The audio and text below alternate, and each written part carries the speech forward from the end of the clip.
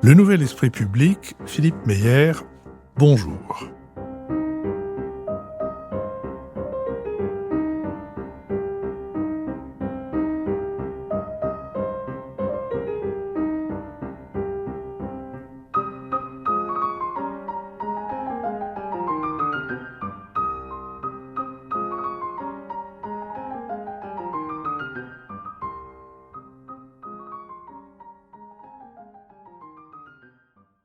Bonjour, merci de nous avoir rejoints pour ce deuxième épisode de ma conversation avec Stéphane-Antoine Terrenne, ci-devant cadre supérieur, mais il n'y en a que de supérieur, chez LinkedIn et aujourd'hui juriste venu à un métier que nous tâcherons de décrire car il est un métier qui est caractéristique de l'époque et qui, je pense, intéressera nos auditeurs.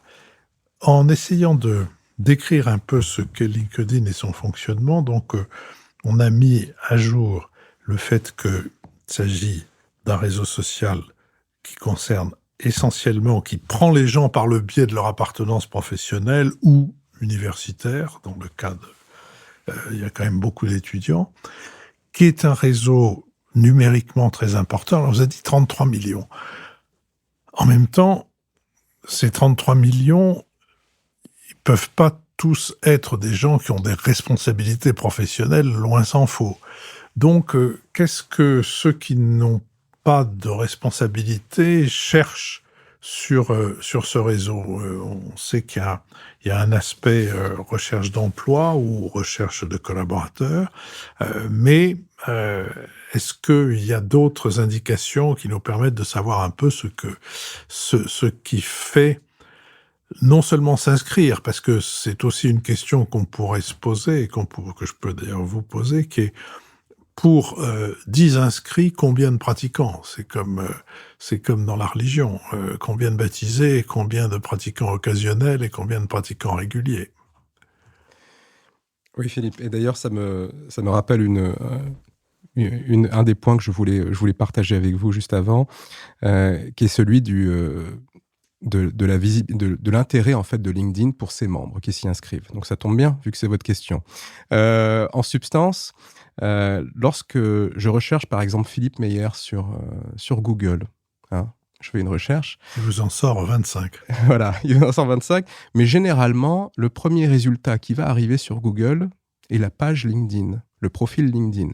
Puisque j'imagine que l'algorithme Google doit optimiser cet algorithme pour que lorsque l'on cherche une personne physique, la première chose qui apparaisse soit sa vitrine professionnelle. Bref. Donc vous voyez, c'est quand même assez important parce que chacun va pouvoir se mettre sous la lumière qu'il souhaite exposer. Hein. Et alors vous voyez, il y a plein de choses. Oui, encore que, il faut pas trop rire, hein, parce que je me souviens que mon profil LinkedIn, la première fois, on demande l'activité, et j'avais mis des spots éclairés. On m'a fait remarquer que des spots éclairés, ça n'allait m'attirer personne et que c'était pas du tout le genre de la maison. Donc j'ai mis, ça m'a fait rire, directeur éditorial. Je suis donc directeur éditorial d'une équipe qui tiendrait dans cette pièce, mais c'est comme ça. Je vous ai interrompu. Non, mais en effet, mais vous voyez, même, donc Philippe, vous avez fait un effort de marketing finalement pour pouvoir attirer. À mon âge, est-ce bien raisonnable? Voyez-vous, et c'est pour ça en fait, c'est l'objectif de LinkedIn. En tout cas, c'est l'intérêt de LinkedIn qui est vu par tous les membres qui s'y inscrivent. Et alors, vous avez parlé de ceux qui n'ont pas de responsabilité. Alors, je crois qu'il y avait une majorité, vous voyez, sur LinkedIn, en effet, de 18-35 ans. Or, certains avaient pu penser que c'était une population un peu plus âgée, mais ce n'est pas le cas. Donc, la plus importante est celle des 18-35 ans. Et ils vont arriver parce que ça va leur permettre de développer les opportunités économiques ou de travail qu'ils recherchent, qui les intéressent. Et regardez-moi, par exemple, lorsque je vous ai contacté, Philippe, je vous ai contacté avec ma casquette d'étudiant en droit, où j'écoutais l'esprit public. Vous voyez, et donc j'ai eu cette opportunité de pouvoir rentrer en contact avec vous, hein, simplement parce que j'appréciais votre travail et qui m'avait éclairé. Donc c'est un petit peu la même chose, c'est-à-dire qu'imaginez un jeune qui arrive dans le monde du travail aujourd'hui, qui vient de terminer ses études, finalement il peut aller faire des recherches assez poussées sur des entreprises qui l'intéressent. Il pourra même réussir à identifier qui en est le patron, qui en est le DSI, qui en est le directeur marketing. Attendez, un DSI, là, vous parlez... Un directeur des services informatiques. Il pourra identifier qui en est, par exemple, le responsable des relations presse, le responsable des affaires publiques. Il pourra identifier toutes ces personnes-là. Et avec un petit peu d'imagination, il pourra essayer de capter son attention en lui envoyant un message. Voyez, donc ça, déjà, c'est une opportunité. Quelle serait son opportunité à ce même jeune de pouvoir tomber sur cette personne dans la vie de tous les jours, voyez, ou même à l'extérieur, pourrais-je dire. Donc ça, c'est la première chose. Et ensuite, il y a également le fait que LinkedIn, son premier cœur de business, c'est quand même la publication des offres d'emploi. Donc là, il va avoir pléthore d'offres d'emploi. Il va pouvoir personnaliser son profil pour essayer de se faire attirer davantage aussi par ces recruteurs qui utilisent cette plateforme. Parce que tout d'un coup, vous avez tout le CV de la personne en 2 secondes. Vous voyez exactement tout ce qu'elle a fait et vous pouvez très bien personnaliser pour dire quels sont vos intérêts, quels sont les sujets qui vous passionnent. Et comme tout ce que vous faites, et ça va dans les 2 sens, comme tout ce que vous faites sur la plateforme est public, ce que vous avez liké, ce que vous avez commenté. Je suis un recruteur, je veux voir à quoi s'intéresse ce candidat qui me semble très bien sur le papier.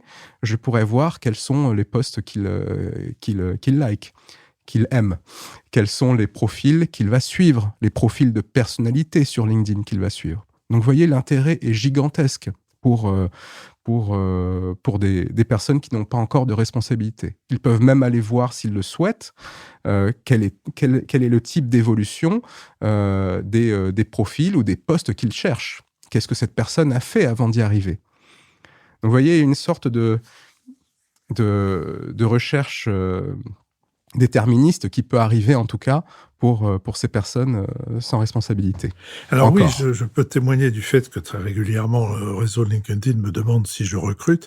Je lui réponds que je ne recrute pas les moyens. Mais en même temps, moi, LinkedIn me fait des propositions. Et là, je dois dire que je trouve que ça ne marche pas très bien. Je veux dire que dans une proportion que j'ai pas déterminée, parce que je n'avais pas prévu qu'on ferait aujourd'hui une émission sur LinkedIn, mais dans une proportion qui est importante, on me propose des travaux, des métiers qui, d'une part, ne tiennent aucun compte de mon âge. C'est-à-dire que j'ai largement passé l'âge de la retraite.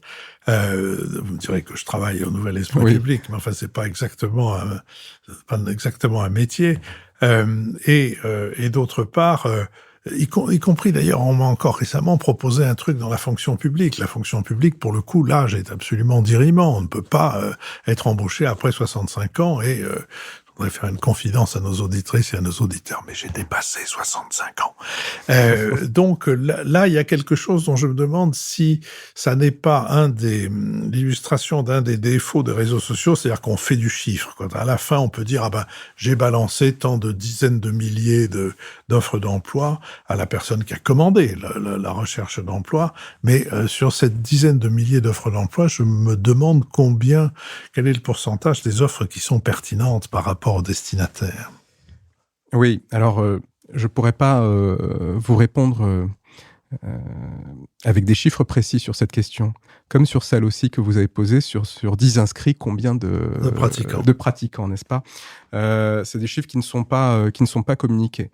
Mais bien entendu, c'est-à-dire que LinkedIn est en constante amélioration, en constante optimisation. Avec l'arrivée de l'intelligence artificielle dans les systèmes aussi. Donc, il est encore en train parfois de s'entraîner. Donc, en effet, vous avez pu voir quelques ou plusieurs, vous m'avez dit, offres d'emploi qui n'étaient pas du tout appropriées pour vous. Mais ce que je peux vous dire, c'est que LinkedIn, avec la quantité d'informations dont il dispose sur tous les actifs quasiment de la planète, n'est-ce pas? Ils sont capables d'avoir des données bien plus fiables que d'autres réseaux. Par conséquent, on peut qu'espérer et imaginer que les offres d'emploi que vous recevrez à l'avenir, ou que vous ne recevrez plus, un jour vous n'en recevrez plus, vous direz, bon ben voilà, ils ont compris. Mais en l'occurrence, oui, ça sera la preuve par le vide. Ils ont compris que c'est plus possible. Cela étant dit, pour les entreprises, ça fonctionne très bien et ça permet de faire un écrémage assez important de candidats et pour les candidats aussi de voir d'autres choses. C'est presque comme si on n'est pas obligé de partager que des offres d'emploi qui sont spécifiquement liées à notre formation. Ce que je veux dire par là, c'est qu'aujourd'hui, il y a tout un concept aussi de transférabilité des compétences. Et où finalement, une intelligence émotionnelle qui est utilisée dans le cadre d'un métier dans l'avocature va pouvoir être utilisée dans un métier plus commercial. Enfin voilà. Donc on va s'intéresser sur les compétences. Et d'ailleurs, ce que j'ai pu voir, c'est que LinkedIn avait fortement développé la partie du profil personnel sur les compétences, qu'est-ce qu'on est capable de faire, qu'est-ce qu'on sait faire, etc. Et du coup, de plus en plus de recruteurs vont utiliser les compétences plutôt que la formation pour déterminer quel candidat sera le plus approprié. Donc vous voyez, peut-être qu'on y arrive finalement à cette transférabilité des compétences. Alors, moi, c'est-à-dire, j'ai été frappé par autre chose de plus positif, qui est que nous avons 2 comptes sur Facebook, un compte sur X et un compte sur LinkedIn, et puis une espèce de compte automatique sur Instagram, puisqu'en fait, c'est le compte de Facebook qui essaime sur Instagram. Nous ne sommes pas encore sur TikTok, mais nous y songeons dès que nous aurons un peu rajeuni. Là où j'ai trouvé le plus d'attention, donc qu'est-ce que nous faisons chaque semaine? Nous postons le lien avec la conversation d'analyse politique que nous avons mise en ligne le dimanche. Nous postons le compendium, le lien avec le compendium, c'est-à-dire le compte-rendu analytique, qui est un grand succès, et d'audience et d'écoute et d'attention, et nous postons le lien avec les conversations d'Ebada, les conversations mises en ligne le mercredi. C'est sur LinkedIn, contrairement à ce que j'attendais au départ, qu'il y a le plus de reprises, c'est-à-dire qu'il y a le plus de gens qui signalent qu'ils ont pris connaissance de cette information. Je ne sais pas si c'est comme ça qu'il faut absolument le définir, le fait que les gens cliquent sur ce lien que nous avons mis, et aussi qu'il y a le plus de commentaires. Alors, commentaires, il y a le commentaire minimaliste qui consiste à mettre une figurine, un émoticône, comme on dit, qui dit qu'elle est content, ou à liker, comme il faut dire aussi. Et puis, il y a des commentaires qui sont plus développés.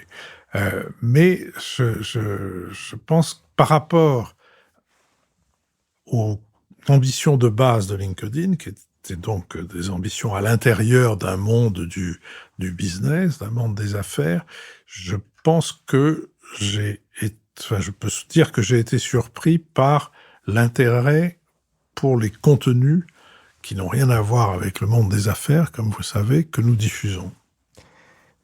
En effet. Alors, vous avez utilisé le mot ambition.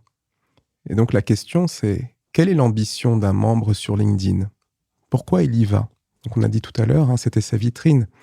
C'est parce qu'il veut se montrer, bien entendu. Donc, il sait que lorsqu'on va taper son nom sur Google, l'un des premiers résultats va être le profil LinkedIn. Donc, il va vouloir se présenter sous son meilleur jour. Mais également, lorsqu'il vient sur cette plateforme, il vient avec un état d'esprit bien particulier. Il est tout de même dans un état d'esprit assez ambitieux, finalement, parce qu'il pense à sa carrière. Il va regarder ce que ses collègues font, il va regarder ce que ses clients font. Et on peut associer toutes ces notions-là à une ambition de succès, finalement. Et c'est pour ça que des contenus comme le vôtre, Philippe, vont être particulièrement intéressants pour eux. Et non seulement pour montrer qu'ils écoutent le nouvel esprit public, n'est-ce pas? Et que, comme c'est écouté par la plupart des dirigeants, en tout cas en France, forcément, être abonné à votre page ou regarder vos posts va pouvoir montrer une meilleure image. Puisque, comme je vous l'ai dit tout à l'heure, chaque réaction, chaque commentaire va être public. Donc, si je suis recruteur et que je vois, je peux voir en tout cas que cette personne s'intéresse à ces sujets-là.